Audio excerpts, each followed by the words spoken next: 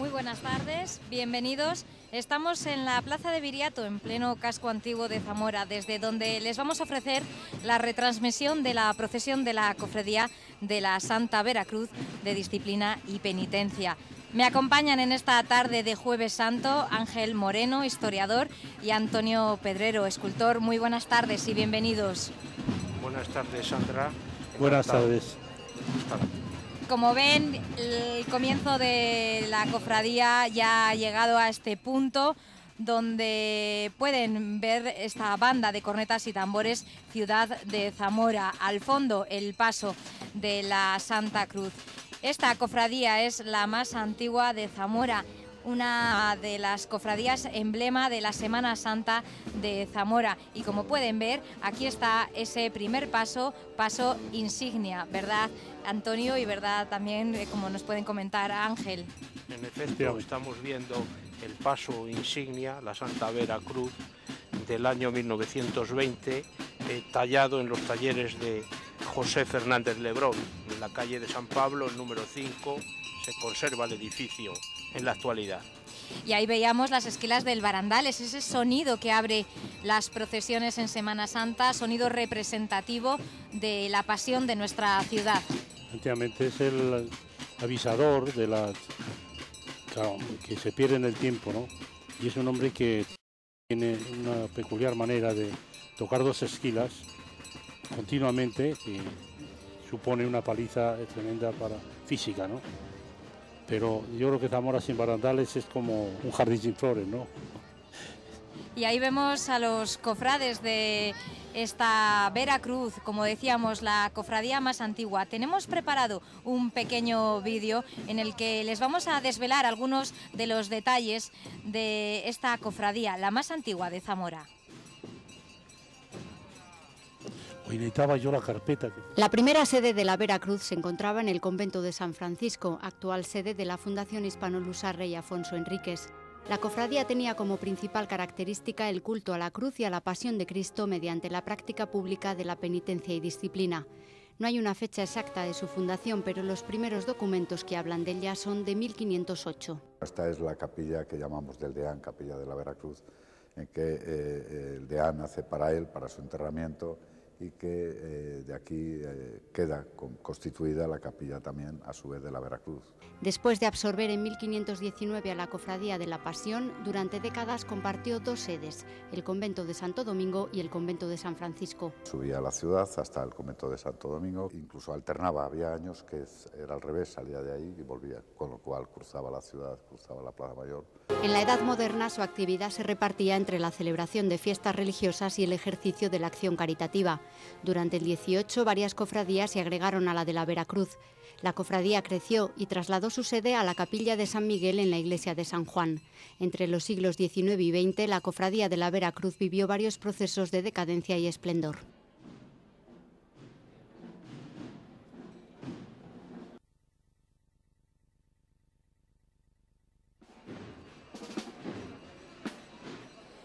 Pues como ven, algunos detalles de esa cofradía, una de las más antiguas de España y que durante sus 5 siglos de historia ha vivido momentos de esplendor y momentos de decadencia. En la actualidad vive uno de sus grandes momentos con un buen número de hermanos cofrades, con un nuevo cambio a partir de ahora con la entrada de las mujeres y con incorporación en las últimas décadas de algunos pasos como el que vemos, el de la Santa Cena.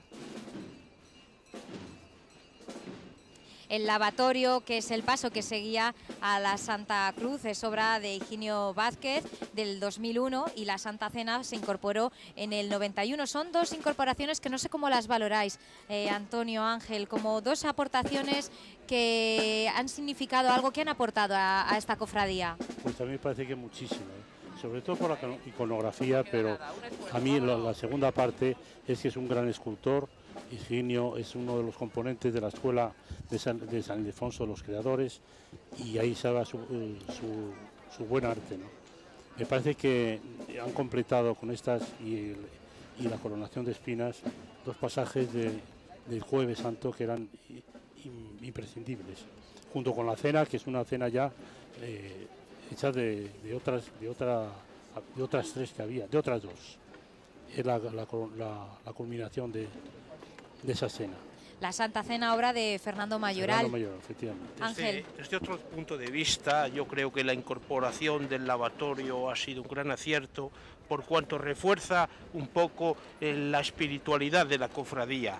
Es decir, la Santa Cena, el lavatorio, el paso previo a la Santa Cena, la oración del huerto y la flagelación entroncan con la espiritualidad, con todo el sentido de la liturgia del Jueves Santo, y entroncan también con la historia de la cofradía, con el pasado del disciplinante, así como con el sermón del mandato en el origen de la procesión, los prolegómenos de la procesión y la Santa Cena. De hecho, es la procesión del jueves de la cena, la procesión de la carrera en múltiples lugares de nuestra geografía provincial: Benavente, Villarrín de Campos, Bercianos, Tagarabuena, etcétera. Una composición, como ven, llena de detalles, los Excelente, discípulos hablando entre ellos, ese Jesús en esa posición, recordando ese momento de institución de la Eucaristía y demás. Conocemos algunos rostros. Como modelo de Jesús, se empleó a Ignacio Lorenzo, el jefe de paso de la coronación, Casimiro Lorenzo, su abuelo. Alguno vemos a Rafael, el modelo de la Universidad de Salamanca, a Jesús, uno de los alumnos de Fernando Mayoral, así como otro señor que yo recuerdo de haberlo visto por Salamanca en la estación de autobuses de mis años de estudiante, pero que nunca llegué a hablar con él. Todas esas caras, esos retratos que fue colocando Higinio en esas figuras con ese modelado. No, Mayoral. Perdón, Mayoral, claro, Fernando. Un paso que fue resultado de un congreso, del primer congreso de cofradías y hermandades que se celebró en 1987.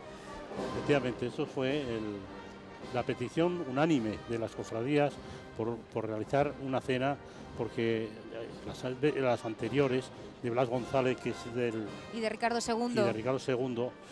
Ricardo II, que yo vi por bueno, y la otra también, la primera, que ahora está en el Museo de Semana Santa, en una estructura muy ingenuista, y la de Ricardo II muy modernista en toda la época, no se admitía, pero hoy está en Toro, pero me parece que sería por la propia cofradía, ¿no?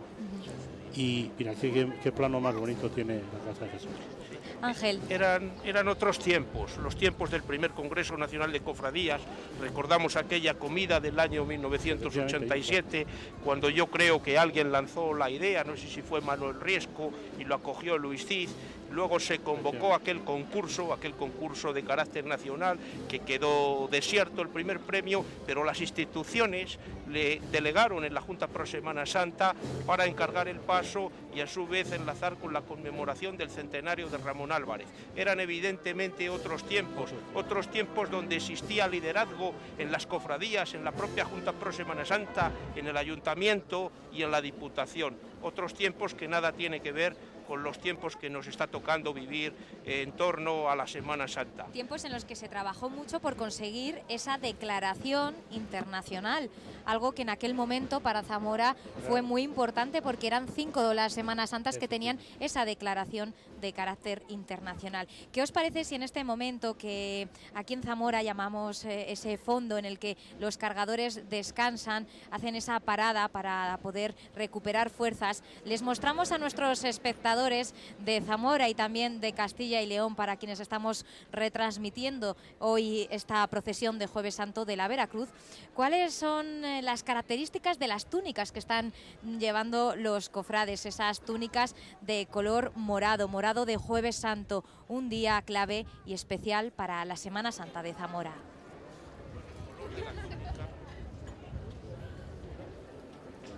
Esta es una de las sastrerías que trabaja en la confección de la vestimenta de la Cofradía de la Santa Veracruz. En este taller se mide y cortan las telas de terciopelo morado. Terciopelo de algodón. Forramos con un algodón negro tanto la túnica, que va forrada entera, como el caperuz. Lleva un cíngulo amarillo, unos guantes negros, y bueno, y un pañuelo que va bordado con la cruz de la Veracruz. De dar las puntadas se encargan las monjas del tránsito. A lo largo de toda la vida, el cofrade necesita 3 túnicas que vienen acompañadas del cambio de talla del hermano, a no ser que se empiece a procesionar demasiado pronto, siendo un bebé. Es un niño de 8 meses, claro, lógicamente a un niño de 8 meses si le cerramos con un caperuz, el niño no lo aguanta y se asusta. Entonces se le hace una capucha que el niño va viendo perfectamente, pero que va tapado también como los mayores. Durante algún tiempo la Cofradía de la Santa Veracruz permitió a los hermanos el uso de túnicas de raso. En la actualidad todas son de terciopelo, que dan esta uniformidad al desfile.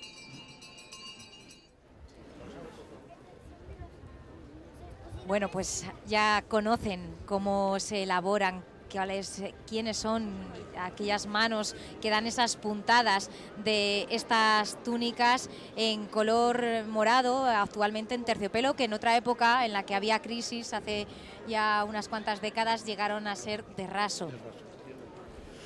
Sí, fueron unos años difíciles, la posguerra y tal, y luego había una merma muchísima de muchos cofrades en esto, hubo muy poca gente. Y quizá la trayectoria siempre había sido el terciopelo, que yo creo que Chano en este caso ha hecho una labor impresionante, el actual presidente por reforzar y reafirmar la cofradía. Un color, el color morado, que es color de Jueves Santo, porque además es el color litúrgico de la Pasión. Es el color litúrgico precisamente de la Pasión, de la Cuaresma. De hecho, la túnica del Nazareno que veremos, penúltimo paso de esta procesión, es ese color. En los años finales del 19, los administradores de la cofradía, las cofradías de la Veracruz y del Santo Entierro, viajaron a Sevilla y se inspiraron en las túnicas sevillanas. Entonces acoplaron justamente lo que había, el color morado, el color litúrgico del Jueves Santo entonces para la Veracruz, y el color negro, el color de Viernes Santo y de los funerales para la de Santo Entierro. Esa es un poco la explicación y la razón de ser.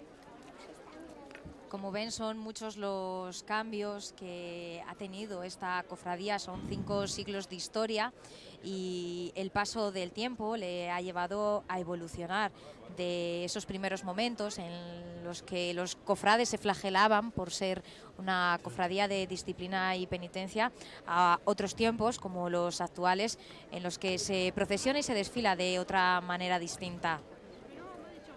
Efectivamente, eran los tiempos de la disciplina, el carácter de estas cofradías. Todas nacen como cofradías devocionales, como cofradías de culto, pues para fomentar un poco la práctica sacramental, en este caso la penitencia. De hecho, esta cofradía se subtitula de penitencia por la disciplina, el derramar humana sangre, cuando se iban azotando, flagelando en Jueves Santo, en memoria, en remembranza de lo que sufrió nuestro Señor Jesucristo en su pasión y su cruz. Como digo, es un poco ese pasado de disciplinante que se vio cortado por los gobernantes ilustrados. Aquí en concreto, en 1767, fue el obispo Antonio Jorge y Galván el que suprimió la práctica de la disciplina en esta cofradía y en todas las de disciplina, como podría ser también en ese momento la cofradía de las Angustias. Se suprimió esa práctica puesto que los tiempos habían cambiado, habían evolucionado y había degenerado un poco la propia práctica de la disciplina. En fin, sobre esto hay ya muchos estudios y podemos afirmar lo que estoy comentando ahora mismo. Como ven, los cofrades realizan ese descanso que en la Semana Santa de Zamora se denomina fondo. Están ubicados en esa plaza de Viriato y ahora mismo han podido presenciar cómo los cargadores del huerto, de la oración del huerto de los Olivos, acaban de levantar este paso, obra de Juan Sánchez de la Guerra, uno de los pasos con más historia de esta cofradía, porque el contrato se firma en 1691. Este es el José Sánchez de la Guerra, y el Cristo se dice que está reformado por Ramón Álvarez. Es un Cristo seguramente anterior que él reforma, y junto con los azotes se habla también de que ahora lo veremos, ¿no? Yo recuerdo desde el Huerto de los Olivos cuando salía el ángel con una túnica blanca bordada, que era una preciosidad, era un tema casi naif en el propio paso, pero a mí me agradaba mucho, con una cruz de plata, y ha cambiado totalmente, pero bueno, está muy sobrio y creo que es bastante bien. También el ángel iba elevado sobre una especie de promontorio, ¿no? Iba sobre el árbol. Estos dos árboles con olivos de Fermoselle, precisamente traídos de la propiedad de Manuel Fernández, como todos los años, como ya es tradición en esta cofradía. Olivos de Fermoselle, ese pueblo de Zamora ubicado en los arribes del Duero, donde la frontera de Zamora limita con la de nuestro país vecino, Portugal. Y ahí va el paso en el que se recuerda ese momento en el que después de la Santa Cena Jesús decide orar, esos momentos de reflexión y momentos en los que sin duda invitan a todos aquellos que presencian el paso a tener ese momento de recogimiento en las calles de Zamora. Ese paso lo llevó muchos años Casimiro Lorenzo, el padre del actual José Aragón. Y José Aragón anteriormente, efectivamente. Hombres emblemáticos en la pasión zamorana, ¿no? Y Casimiro Lorenzo precisamente iba a Fermoselle a recoger los olivos y a colocarlos él con sus cargadores, ¿no? Un hombre era pura bondad, y un hombre que desde aquí yo quiero darle un homenaje a su memoria, porque era una persona excepcional. Es compartido ese homenaje. Pues como ven, son muchas las personas que están en la plaza de Viriato, una plaza enmarcada por algunos de esos edificios emblemáticos de la ciudad, el Parador de Turismo, la Iglesia de la Encarnación y Diputación Provincial, y el nuevo edificio denominado Las Arcadas, también de la Institución Provincial de Zamora. Como ven, la imagen de ese Cristo en posición de oración con ese ángel ya toma rumbo hacia la Catedral de Zamora. Y en pantalla ya están viendo el prendimiento de Jesús de Miguel Torija, un paso de 1898, uno de los primeros pasos que encargó la entonces denominada Junta de Fomento de la Semana Santa, actual Junta Pro Semana Santa, que es ese organismo que engloba a todas las cofradías y que es uno de los pasos más representativos de esa Semana Santa de Zamora, que podemos denominar de película, porque queda muy bien enmarcada en las calles de la ciudad y recrea varios momentos en una misma escena. Miguel Torija es uno de los discípulos, quizá para mi gusto el mejor, porque murió muy joven, murió a los 26 años, y era un hombre dotadísimo, como se puede ver en este prendimiento. Fue un hombre becado en Roma y que tenía un futuro truncado de esa manera, ¿no? Pero una maravilla, me parece, es una resolución en pirámide que tiene, sobre todo tiene el intimismo que tenía Ramón Álvarez, su maestro, es que mejor lo entendió de todos los discípulos que salieron. Ramón Álvarez, el imaginero por excelencia de la Semana Santa. El padre de la Semana Santa. El padre de la Semana Santa de y el Zamora. Creador de la escuela de imagineros, ¿no? De esa Semana Santa de la época del romanticismo, de finales del 19. Ángel, un paso en el que son varios los momentos, como decíamos, ese momento de la traición de Judas, el prendimiento, como Pedro le corta la oreja. La capacidad de poder sintetizar todas esas escenas en un mismo paso, es decir, el beso de Judas, el prendimiento por parte del segoviano, no es el modelo del segoviano, el romano, y digamos la amputación de la oreja de Malco por un San Pedro ya casi papa. El romano es un modelo que fue de la Academia de San Fernando, y el año 53 o 54, cuando ingresamos, lo conocíamos, y Jesús Hernández Pascual, un compañero que ya murió, que era un estudioso hubiera sido un crítico extraordinario, le hizo una entrevista. Él se recordaba todavía de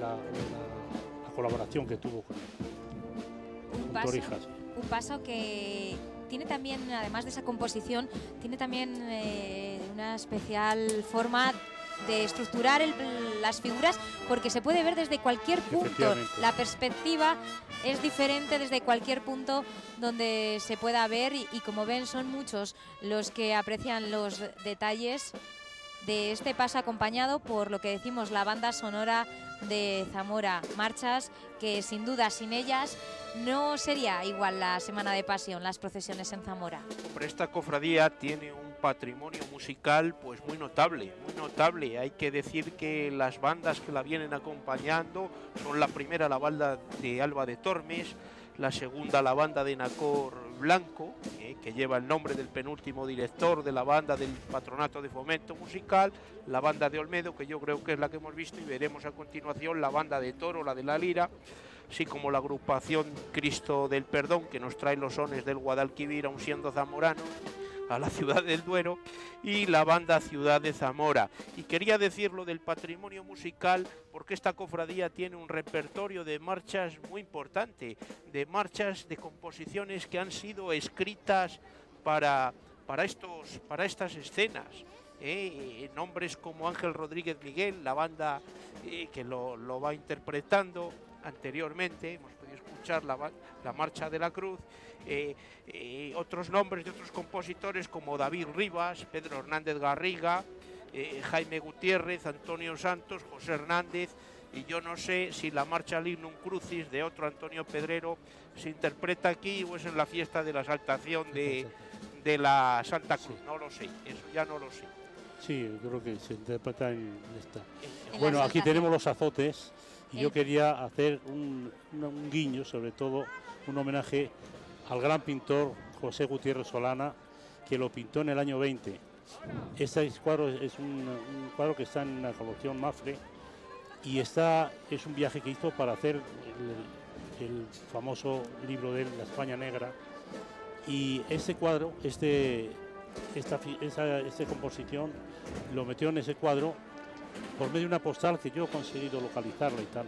Y es curioso porque pinta también cosas en Toro, o sea, visita Zamora y Toro, y a mí me parece que es un guiño el que hay que hacer, un recuerdo para José Gutiérrez Solana, que tal día como hoy vino jueves, viernes santo a Zamora a conocer la Semana Santa y la admisión en su obra, en su magnífica obra, en su genial obra. Ese paso, la flagelación, que es otro de los pasos más antiguos también de Sánchez de la Guerra, conocido en Zamora también como los calvitos, porque esos sayones que azotan a ese Jesús que veíamos anteriormente, en Zamora tienen nombres y se denominan el calvito, el cascarrias o el de los badajos. Aquí vemos el siguiente episodio, tras esa flagelación o de un paso denominado los azotes, le sigue la coronación de espinas, obra de Higinio Vázquez, que en 1999 incorporó este paso para completar, como decíamos al comienzo de esta retransmisión, todas las escenas del Jueves Santo de la Pasión. Este es a mí me entusiasma esta composición de Higinio, y donde se ve todo el dominio escultórico que tiene, por la movilidad, por la ejecución, por todo.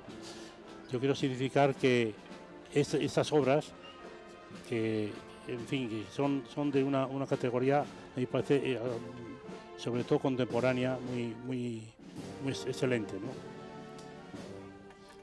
La marcha que suena también es una obra de mi hijo, Antonio Pedrero, Los Clavos, ¿no? Claro, ahora mismo. Eso. Son 36 los cargadores. Un poco porque me 36 los cargadores que a ritmo de esa marcha, como decimos, lo van llevando sobre sus hombros. Como ven, ahí se ven los pies de esos cargadores que llevan este paso en el que se completa esa escena en la que los soldados, los judíos, coronan a Jesús con esa corona de espinas. Que vemos la coronación de espinas. Higinio tiene un paso del mismo título en León. León, Hay sí. casi 30 años de diferencia, porque este yo creo que fue del 98, 99, y aquel paso que hizo para León es de principios de los años 70. Yo creo que es esta el segundo grupo escultórico de Higinio, como grupo escultórico a una Semana Santa, porque el primero fue la Virgen de Resurrección, creo que fue del año 93, se cumple en este año, 20 años, y fue un poco el redescubrimiento de Higinio en su propia tierra. Porque, Higinio había estudiado precisamente imaginería en Sevilla y retomó, como tú dices, se retomó un poco la imaginería en esa época, ¿no? Aunque él ha hecho muchas cosas, mucha escultura religiosa para toda España, ahí en España. Y aquí vemos otro de los pasos también emblemáticos del Jueves Santo, de la procesión de la Veracruz, un paso también muy antiguo, de 1522, de Gil de Ronza, una imagen del Ecce Homo que no se diseñó para procesionar, sino para estar en un altar en el convento de San Francisco. Así es, como habéis dicho antes, en el espacio que habéis puesto, estaba en la capilla que hoy podemos ver todavía del deán Diego Vázquez de Cepeda, en el convento de San Francisco, sede de la actual Fundación Rey Afonso Enríquez. No se diseñó para procesionar y tiene la clámide rehecha en su parte, digamos, posterior. Fue Manuel Rivas el que la retalló pues en el año 84-85, porque yo recuerdo que en el 83, el primer año que salió, se le echó un lienzo para que pudiera salir filando. Estaba acoplada una hornacina y de ahí que no tuviera la parte de atrás. Sí me gustaría hacer aquí una mención y tener un recuerdo especial pues para Ramón Fita, que fue la persona que lo redescubrió en el convento del Corpus Christi y fue un poco pues la persona que ideó que esta imagen pudiera incorporarse a este desfile procesional. Quizá pues un poco pues para sacarla, exponerla, sacarla del olvido y como forma de potenciar un poco más esta procesión que a principios de los años 80 pues estaba un poco de capa caída. Sin duda una aportación sobre todo histórica por el valor no, que totalmente. tiene. Aparte que es una de las figuras más antiguas que existen en la Semana Santa de Zamora. Además que era un escultor que aunque era de los Países Bajos, flamenco, vivió en Zamora y en Salamanca trabajó también mucho. Trabajó en la Catedral de Salamanca, en Limafronte, tiene obras en casi toda la provincia de Zamora, en algunos pueblos del Castañar, de la zona de Salamanca. Y la propia cofradía tiene un crucifijo, que es curioso que antes de la autoría yo me fijaba porque decía yo, esto tiene que ser de la misma mano, de una manera personal, ¿no? Sí. Que lo descubrió Ángel Rivera. José Ángel Rivera es el que ha estudiado al escultor, que tenía su taller precisamente en donde está más o menos la casa de la cofradía, en la ronda de Santa María y demás. Sí. Este escultor además fue enterrado en Zamora en la iglesia de San Bartolomé, que estaba pegando al Arco Ñaurraca. Hoy está desaparecida. Es la zona. Efectivamente. La iglesia de San Bartolomé, que ya que la mencionas, quiero decir que la devoción a San Vicente Ferrer, al que declaran como fundador de la cofradía de Angustias, comienza ahí en la segunda mitad del siglo XVI. La devoción de San Vicente Ferrer se introduce en Castilla por Felipe II, un poco que redescubre sus reliquias, las pide a Francia, donde estaba, y ya se populariza mucho más en el XVII. En Castilla, que en Aragón, en Valencia y Cataluña, pues sí, era muy anterior. Si antes hablábamos de Ramón Álvarez, ese imaginero zamorano que tanto aportó a la Semana Santa por crear esa escuela y sobre todo formar los pasos, dar forma a los pasos que son la esencia de la pasión de esa revolución de la Semana Santa de la burguesía del 19, esos pasos en los que las escenas son escenas vivas. Uno de sus discípulos, Ramón Núñez, en 1926 terminó este paso denominado La Sentencia. Un paso con una estética cinematográfica que a mí me recuerda a esas películas de Hollywood que estos días vuelven otra vez a las pantallas como Espartaco o Quo Vadis. Sí, efectivamente, pero es un paso ejecutado de una maravilla. A mí me parece que es un hombre muy romanista, una formación muy clásica, pero correctísima, y se ve las manos de un maestro por encima de todo. Esta composición efectivamente resulta quizá un tanto fría, pero a mí me parece espectacular. Vamos, el Cristo me parece una figura que por sí sola merecería un paso aislado, ¿no?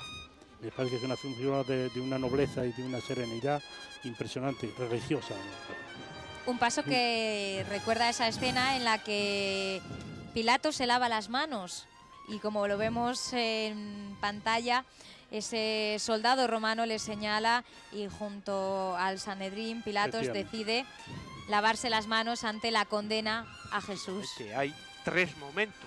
El romano, que está señalando a Cristo como ese homo, he aquí el hombre, y tenéis al hombre, al rey de los judíos, con su clámide, su caña, coronado de espinas, ya azotado y flagelado. Tenéis al miembro de Sanedrín que está señalándole, liberando, está un poco apuntando hacia Barrabás, aunque no está en la escena, es decir, preferimos que sueltes a Barrabás, y tienes a Pilatos que firma la sentencia lavándose las manos en la jofaina que le pone el esclavo egipcio. Este escultor, Ramón Núñez, es el autor de un busto que hizo cuando el centenario del nacimiento de Ramón Álvarez en su casa, y el único busto que existe sobre Ramón Álvarez, que lo hizo de memoria, pero él era discípulo, conocía muy bien, ¿no? Y es un hombre, claro, extraordinario. A mí me gusta mucho como... Hay que decir que siempre estuvo muy agradecido a su maestro, a la formación que recibió en Zamora, y siempre se distinguió por eso, por responder siempre a cualquier llamada que en relación con su maestro o cualquier cofradía de Semana Santa le hicieran. Este señor Ramón Núñez muere en Madrid en el año 1937. Tiene obra, como sabéis, en la fachada de la Universidad de Santiago. Allí tiene por lo menos 4 figuras. Luego tiene también el Sagrado Corazón de Jesús, que corona la torre de la Catedral de Valladolid. Y fue profesor en Valladolid de la Escuela de Artes y Oficios, fue director. Y bueno, y a la vez, que es quizá la cadena, como se sucede, a la vez es el maestro de Baltasar Lobo, ¿no? Un hombre que lo descubre. Y hay unas cartas muy bonitas sobre las primeras cosas de Baltasar Lobo, donde él lo apoya constantemente. Tiene también una calle en Valladolid que está allí cerca, es una boca calle de la Plaza Cantarranas. Es una calle muy cortita, pero está dedicada a él, porque dejó también muy buena huella en la Escuela de Artes y Oficios de Valladolid, de donde fue muchísimos años director. Acompañando al paso de la sentencia y previo a la llegada de Jesús Nazareno, veíamos y escuchábamos a la banda del Santísimo Cristo del Perdón, una banda de cornetas y tambores que en Zamora tiene un especial protagonismo en esta Semana Santa de 2013, porque después de una década sin presencia en las procesiones de nuestra ciudad, ha vuelto a la escena, a la calle. Tendría que haber desfilado el Domingo de Ramos con la borriquita, acompañando a la Cofradía de Jesús en su entrada triunfal en Jerusalén, pero la lluvia obligó a suspender ese desfile. Y la verdad que vimos muchas caras de tristeza, así que me imagino que para ellos hoy será un día muy especial, y para muchos que lo estaban esperando, ver a esta banda ya en las calles de Zamora. En pantalla ya están viendo al Jesús Nazareno de la Veracruz, una obra del siglo XVII, desconocemos su autor. Sí, y ha tenido también muchos cambios este paso a lo largo de los siglos. Podemos imaginar pues una escultura como esta, que Navarro Talegón pues ha datado entre el siglo XVI a caballo, siglo XVI-XVII. Podemos imaginar una figura con una corona de espinas tallada, como la que tiene el Nazareno de San Frontis, que como veis ahora la lleva postiza. Las manos tampoco son las que corresponden al modelo original. Sí, esto ha tenido muchas reformas, ¿no? Y muchas restauraciones, porque incluso creo que el cuerpo fue ampliado era más pequeño. Sí. Y la cruz era la de escopeta, que a mí me hace mucha gracia porque es mucho más pequeña que esta. Esta es una cruz más normal con la figura, ¿no? Pero entonces era una cruz pequeñita. Era muy pequeñita precisamente para poderlo adecuar al altar, al mueble en donde estaba. Tenía capilla en la capilla San Miguel, que existió delante de la fachada de la iglesia de San Juan. Esa iglesia. iglesia. Un altar donde estaba también la Dolorosa y estaba la estatua de San Miguel, la escultura de San Miguel Arcángel también. Esa iglesia, luego se ha hecho una capilla interior en la iglesia de San Juan. Esa iglesia de San Juan, ubicada junto a la Plaza Mayor de Zamora, que durante algunas décadas, como era la sede y es la sede de la Veracruz, los pasos no entraban y se ubicaban en algunos locales de la conocida calle de los Herreros en Zamora, y cuando llegaban las fechas previas a la Semana Santa, los judíos de la flagelación, me contaba el presidente de la Veracruz, los llevaban, y entonces de ahí ese refrán de velos vienen, velos van. No solo en la calle de los Herreros, en el local que cedió Mercedes Méndez, sino también en la iglesia de San Andrés. Incluso hay quien conoce vivencias de los seminaristas de la época, de cuando la llamada generación Masa estaba en el seminario, y a cada uno de los componentes de pasos grandes como la sentencia, flagelación y demás, pues les tenían, digamos, un mote porque se sacaban parecidos entre ellos. Y de ahí esa frase, velos vienen, velos van, los judíos. Incluso estuvieron en la iglesia de San Pablo. San Pablo, claro, anteriormente. También necesitaban la allí estuvo sentencia, también la borriquita antigua, se lo cedió el obispo. Y era muy bonito, yo me acuerdo de niño, pues yo vivía enfrente de San Juan, y cuando venían los traían, el velos vienen, velos van, es que era verdad, simultaneado con las esquilas, porque eso, el velos vienen, velos van, era dan, ¿no? Barandales, dales. Anécdotas de infancia y de niñez de muchos zamoranos. ¿Qué es el germen de todo esto? Yo por lo menos para mí es el amor que uno lo tiene a todo esto. Por eso es la Semana Santa es especial, porque tiene ese carácter familiar y de tradición que muchos cuando llegan a la ciudad no lo comprenden, pero después de pasar unos días junto a los zamoranos saben que es una experiencia que vuelven y que quieren de nuevo repetir. Ahí vemos la imagen de la Virgen Dolorosa, una obra de Ricardo II de 1942, con un manto negro de terciopelo bordado en hilo de oro y que fue restaurado recientemente. Restaurado por la Escuela Taller de Textiles del Ayuntamiento de Zamora, pues allá por los años 80, sobre el 88, 89, algo así, se amplió el manto de la Dolorosa, de la antigua, la que está en el Museo de Semana Santa, que es del siglo XVIII, con todas estas labores. Esta era una figura que tenía un palio, que yo creo que claro, lo hacía muy andaluza, pero yo no sé, siempre como pasa con la Virgen de los Clavos, con las dos imágenes, pero siempre me la situaba con ese palio.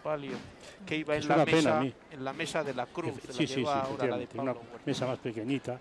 Bueno, otro asunto son las mesas a la zamorana, como yo digo, que son de unos artistas fenomenales, que es una generación que han ido sumándose, y desde el González Simo, el Chepa, pero había Maillo, en fin,